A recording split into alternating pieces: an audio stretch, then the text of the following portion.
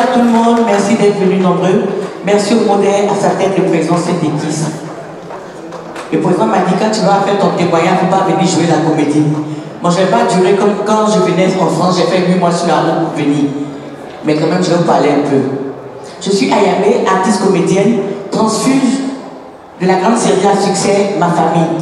J'ai été la petite soeur de Malou, celle qui m'a dénoncé, qui est partie, personnelle.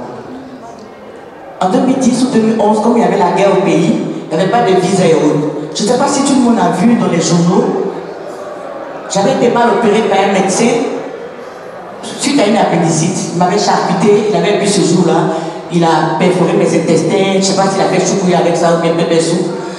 Il a enlevé mon nombril, enfin, bref.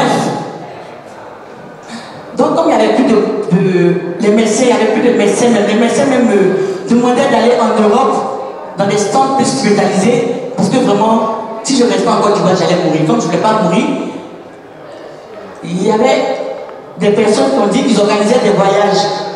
Et comme moi j'étais artiste, je devais être à la tête de cette organisation-là.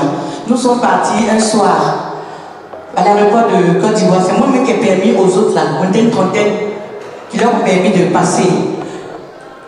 Ils nous avaient dit au début qu'on va avoir de l'eau, mais que l'eau là n'atteint même pas notre genou. Donc on a pris un vol d'Abidjan jusqu'en Turquie, Istanbul. On a fait près de 15 heures de vol. Ça c'est bon.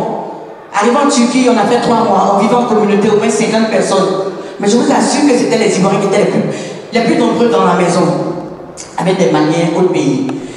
C'était un peu compliqué, hein. Souvent on ne mangeait pas parce qu'il faut cotiser pour manger. Quand tu dors, tu mets ton argent soit dans ton caleçon ou bien dans tes chaussettes, parce que les gens volaient. Turquie était compliqué. Et maintenant il fallait traverser la frontière entre Turquie et la Grèce. C'était ça, il y avait le problème. Donc on prenait un mini-car, comme on appelle Abidjan, Baka. À 19h, on devait tous se retrouver, mais on devait marcher comme si on ne se connaissait pas. Il y avait au moins 80 personnes. On a pris le mini-car. Il n'y a pas de siège, on doit rester arrêté. On a fait 4 heures de route ou bien 6 heures, je ne sais pas. On est arrivé vers quelle heure, je ne sais même plus. Et il y a des guides. Les guides là, je sais que c'est des pinasses parce qu'ils pompaient. Et on devait se cacher parce qu'il y a des hélicos qui volaient, il y a des chiens qui aboient pour nous. Il n'y a pas les immigrants, je ne sais pas quoi. Donc je ne sais pas s'ils ont mal pompé. Et on fait, je ne sais pas, gonflé.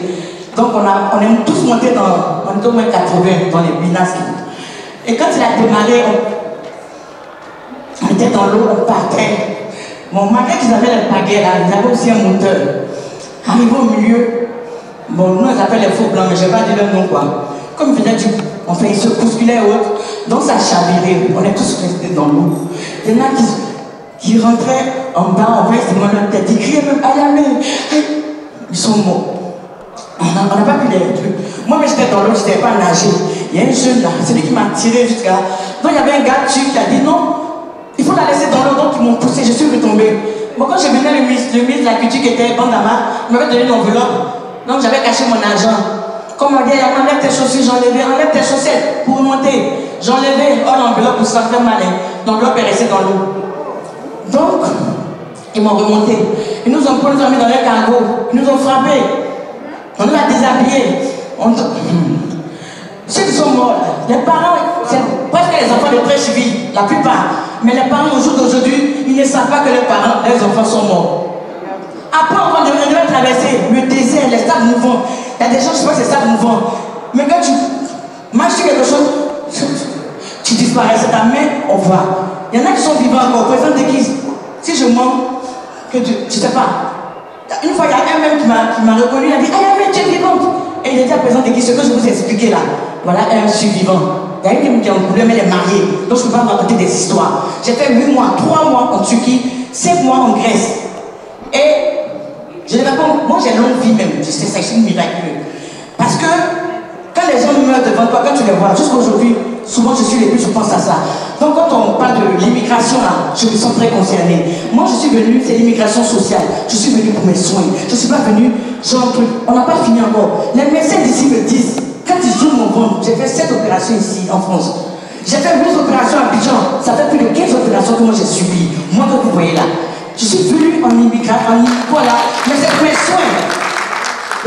La dernière opération en 2015, ils ont appelé le président de l'équipe pour lui dire, quand ils ont ouvert le ventre, Le professeur qui m'opérait à l'hôpital Ambroise Paris, il dit, madame, je vous ai sauvé la vie. Quand j'ai ouvert votre ventre, tous les organes, c'est-à-dire les intestins, tout, c'était en pâte, comme les spaghettis en pâte.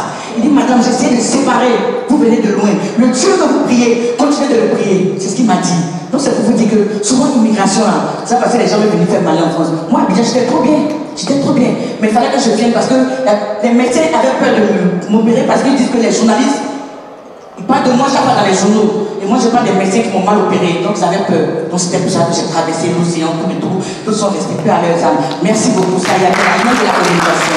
Et je vous dis aussi que je suis la vice-présidente du modèle, le mouvement des artistes ivoiriens de la diaspora. Donc, je suis vice-présidente chargée de la promotion et des artistes. Merci beaucoup.